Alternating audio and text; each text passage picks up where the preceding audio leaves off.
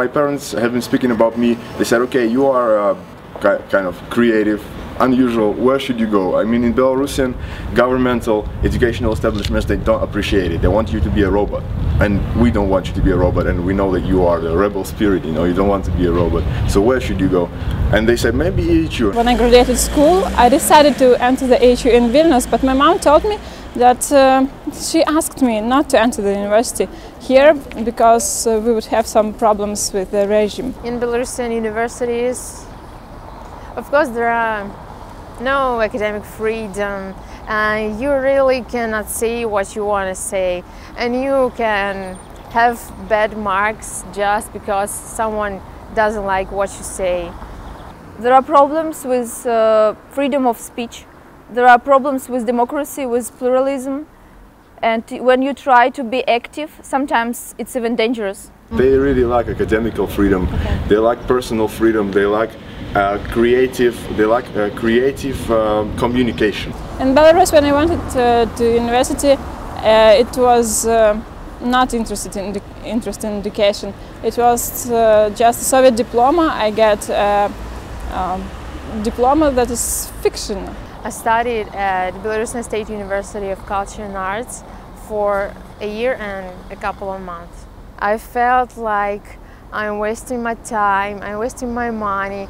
I get nothing from this university. We just came to our lections, we just wrote the material, all the information, and there were no questions and no discussions. And after that, at the examinations, we just tell the material we wrote before. But in the EHU, there are many discussions, there are many questions from the sides of students and professors. In Belarus, you cannot say what you think because you are afraid that there will be some problems with you on your job, in your university.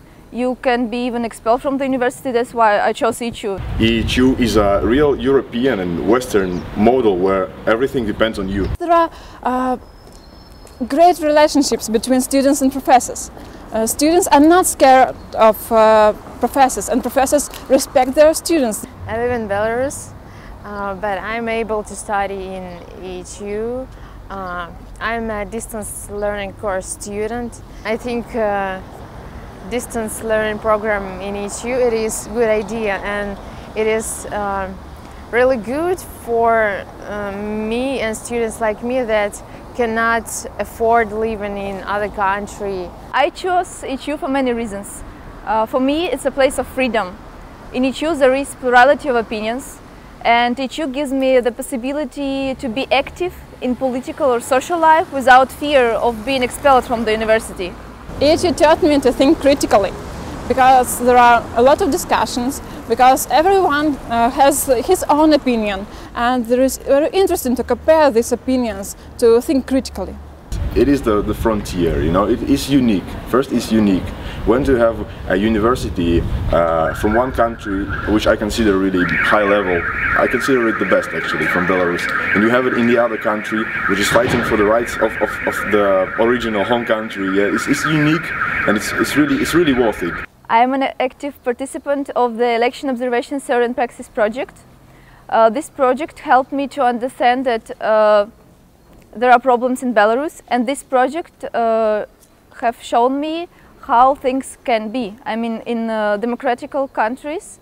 When I was observing elections in Belarus, I saw many problems. For example, after the counting of the ballots, there were final numbers, but after that they put completely different numbers into the final protocol. When we were asking questions like, what do you do?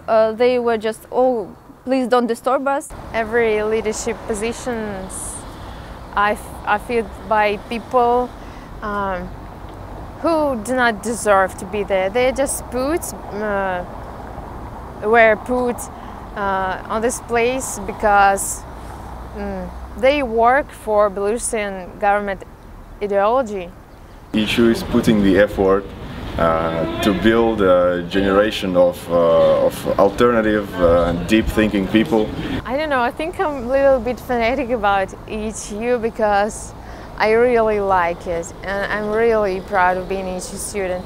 And Maybe because what I know how it's like to study in other university, I appreciate what happens in EHU. After EHU, we have European vision of Belarus. We have education with European standards, and we can help Belarus to develop in the European direction. EHU is not the destination, EHU is the door. And people in EHU, the students, they have this door open. I mean, the door when their way starts, the door that opens the way to the thousands of other doors. If I hadn't this opportunity at EHU, I would leave my country. I wouldn't live there. Belarus is a really nice country with really nice people, and I would like to see the Belarus as a part of Europe. Freedom, it is just a word for someone, but I would like to have it. And when you do not have it, it's really much more difficult than people think it is. I would like Belarus to be what it really is, but it is hidden. First, I would like it to be Belarusian, with real symbolic and with real language, because this is now so much underground. This is the priority of the intellectual minority of our country, to speak native language and to have the, to appreciate the native symbols. I would like Belarusian people look at the world more widely and have their own opinions sometimes. I want to do a master somewhere, and I want to have experience in my profession somewhere abroad, just to think more wide. But then I'm planning to go back to Belarus. Я організувала свою виставу у Вільні. Я удільничав у пленарному посадженні Європарламенту у Брюсселі. Я скончила курси BBC і навідала їх штаб-квартиру у Лондоні.